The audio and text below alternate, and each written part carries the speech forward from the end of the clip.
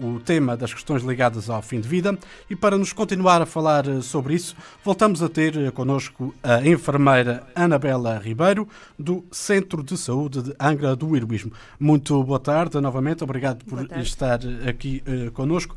Na semana passada já fizemos aqui uma primeira abordagem sobre os cuidados paliativos e hoje, a senhora enfermeira, falando ainda sobre este assunto, começo por lhe perguntar quais são as necessidades de um doente de cuidados paliativos.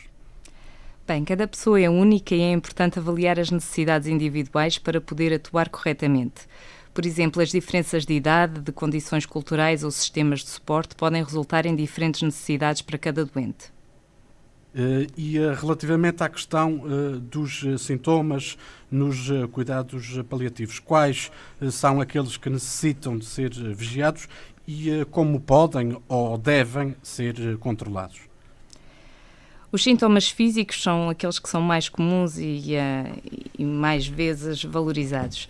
E dentro desses temos a dor, as náuseas, os vômitos, a obstipação ou diarreia, confusão, fadiga, falta de ar, úlceras por pressão, insónias. Muitos deles podem ser controlados através de regimes medicamentosos ou, em alguns casos, de terapia nutricional, fisioterapia, técnicas de respiração. Além disso, há também tratamentos como a quimioterapia, a radioterapia ou casos mesmo de cirurgia que também podem ser realizados para reduzir o tamanho dos tumores que estão às vezes a provocar a dor ou outros problemas. Depois também temos outros sintomas que às vezes não são tão valorizados, mas que são bastante importantes para quem o está a vivenciar, que são os sintomas emocionais. E dentro desses temos a depressão, a ansiedade, o medo. E estas são muitas das preocupações manifestadas pelos doentes e também pelas suas famílias. E nós temos de ter a capacidade de empatia, de comunicação, de escuta, de criar um ambiente em que eles se sintam confortáveis e confiantes para confessar aquilo que sentem. E nestes casos, quando sentimos que é necessário, também encaminhamos para outros profissionais, como por exemplo os psicólogos. Existem também casos de problemas socioeconómicos, nomeadamente em casos de famílias em que era o doente que trazia o único salário daquela família, e nesses casos procuramos, juntos da assistente social, saber quais é que são os recursos disponíveis para poder ajudar. E depois também temos os sintomas espirituais dos doentes e das famílias, e que muitas vezes é nestas situações que olham mais profundamente para o sentido das suas vidas. Alguns acreditam que a doença traz mais fé, outros questionam a sua fé e lutam para perceber o porquê da doença, o porquê de terem sido eles a ficarem doentes. E nós, em equipa, tentamos ajudar as pessoas a explorar as suas crenças, os seus valores, para que eles consigam encontrar um sentido de paz e de chegar a um ponto de aceitação que seja apropriado para a sua situação.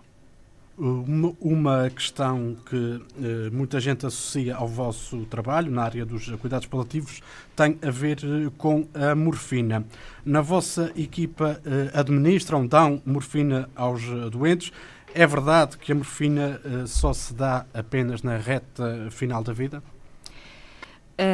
Sim, administramos alguns medicamentos que são derivados da morfina e realmente existem muitos mitos e crenças associados ao uso da morfina que é importante explicarmos aos doentes e às suas famílias.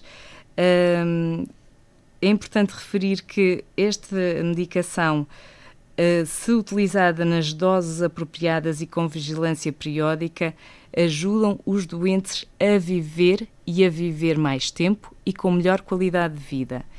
E não se administra apenas na reta final de vida. Posso dar o meu exemplo concreto. Quando foi o nascimento do meu filho, através da epidural, fiz um derivado da morfina. Portanto, estes medicamentos existem, são para se utilizarem com sensatez, é verdade, mas é importante que se reforce que são para se utilizar em situações em que os doentes tenham uma dor intensa. Podem ser utilizados em casos de parto, como já referi o meu caso, mas também em situações de pós-cirurgia, em situações de cancro, em situações de doentes, por exemplo, com doenças ósseas. Portanto, esta medicação existe, e deve ser utilizada, porque nos dias de hoje realmente já não há necessidade dos nossos doentes estarem a sofrer com dor.